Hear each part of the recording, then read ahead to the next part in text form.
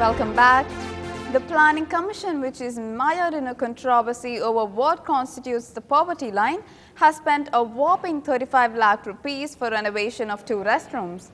The commission, which came up with a controversial poverty line figure of 28 rupees per day for an individual, has spent 35 lakh rupees for the renovation of the restrooms at its headquarters, Yojana Bhavan. This is a big joke with this nation, and we are not able to provide proper sanitation for general public. Ladies are very much embarrassed and harassed when they are outside the homes because no toilets for ladies are there on the roads and the streets. And we are spending so heavily on this wasteful expenditure. This is bad. The Planning Commission has reacted to the story, issuing a press release, saying it's unfortunate that what is routine maintenance and upgradation is being projected as wasteful expenditure. The restrooms being repaired or renovated are public restroom blocks and not private restrooms for senior members. Impression is being created that this has been spent on only 2 restrooms, which is totally false because these restroom blocks have multiple seats in addition to separate facilities for the differently abled, which can be used by 10 people simultaneously. Really surprised that the press, based on a story put out based on RTI inquiries, has given a completely misleading account of the situation. You know, the expenditure of about 30 lakhs or so is not 2 toilets. It is really a major modernization of the toilet blocks in the Planning Commission. This is a 50-year-old building. Many important meetings take place here. People from outside, from the states, chief ministers, foreign visitors, others come. And this 50-year-old building, toilets were stinking, and when we needed to renovate them, we were told that both the plumbing, that is the pipes, not for an individual toilet, but the entire toilet block, had to be replaced. Also the electrical system had to be replaced. When the finance minister and the honorable prime minister has repeatedly said, we are passing through a very difficult time, we need to pull up our socks and we need to observe austerity in government expenditure, and at that point of time, of all the organizations, it is the Planning Commission of India who is responsible for monitoring the expenses by other ministries, is indulging in all this. Moving on, Tamil Nadu Chief Minister Jayalalitha announced a 7% increase in DNS allowance for transport employees with retrospective effect from the 1st of January this year. The DA has been increased from 58% to 65%. This would be paid in cash, the Chief Minister said, keeping in view the welfare of the common public.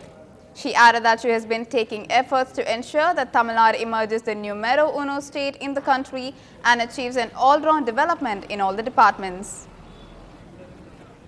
The Cabinet will be meeting tomorrow to move amendments to the pension bill. Government's key ally Trinamool Congress is opposed to the amendments. Sources say that the Trinamool stand remains the same, that they will wait till the bill comes to the Cabinet and Parliament. The key question that arises now is that will the government push the amendments to the pension bill now that it has revived ties with Mulayam Singh's Samajwadi Party? In an attempt to revive the investment climate in India, Prime Minister Manmohan Singh is holding a meeting this evening to review key infrastructure projects. A bullet train between key trading hubs of Ahmedabad and Mumbai is likely to be cleared. Sources say that 3 international airports and 12 domestic airports will also be greenlit. The slowdown in growth, it fell to a 9-year low of 6.5% in 2011-12, and the alleged policy paralysis of the government was criticized at a meeting earlier this week of the Congress's highest decision-making body, the Congress Working Committee. Over to the Air India pilot strike, Civil Aviation Minister Ajit Singh said that the Air India will hire more pilots to make up for the current shortage due to a 30-day-old strike by some pilots flying international routes. He added that the terminated pilots will have to reapply if they wanted to come back to Air India. He added that the airline has made plans not only to maintain international flights but also to increase them. See, they have decided, it seems to me, not to come back, because if you, I saw in the papers recently, they have condemned the Dharmadhikari report. Now the Dharmadhikari report implementation is part of the turnaround plan. So if they don't accept Dharmadhikari report, I don't think there is any point in their coming back. You didn't follow the trade union rules also of giving a notice for this strike. And again, we have said that you come back to work. High Court directed them. I said in Parliament there will be no victimization.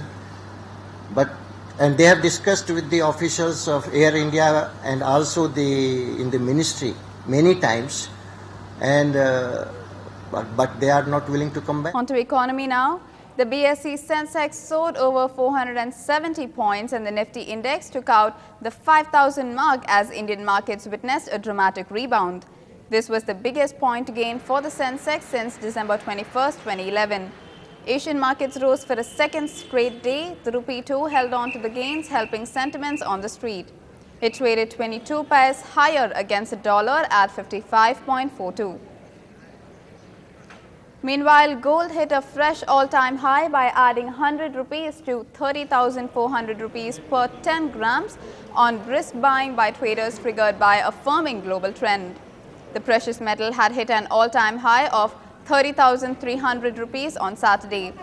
Silver followed suit and shot up by 1,200 rupees to 55,500 rupees per kg on increased offtake by industrial units and coin makers.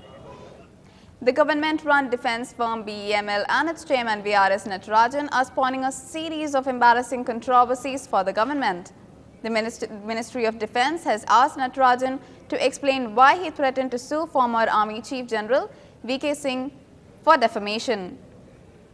The ministry said that it had not authorized Natarajan at any point to file a defamation suit against the general, who had said that the trucks supplied by the BEML to the army are substandard.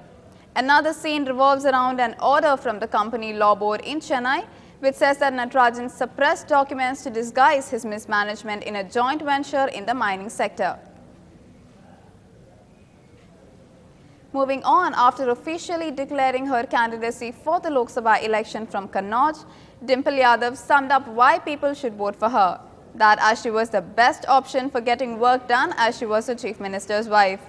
Major opposition parties appear to agree as well. Mayawati, who was forced out of power by Mrs. Yadav's charismatic husband Akhilesh, has decided not to field a candidate against Mrs. Yadav. The Congress is also going to give it a miss.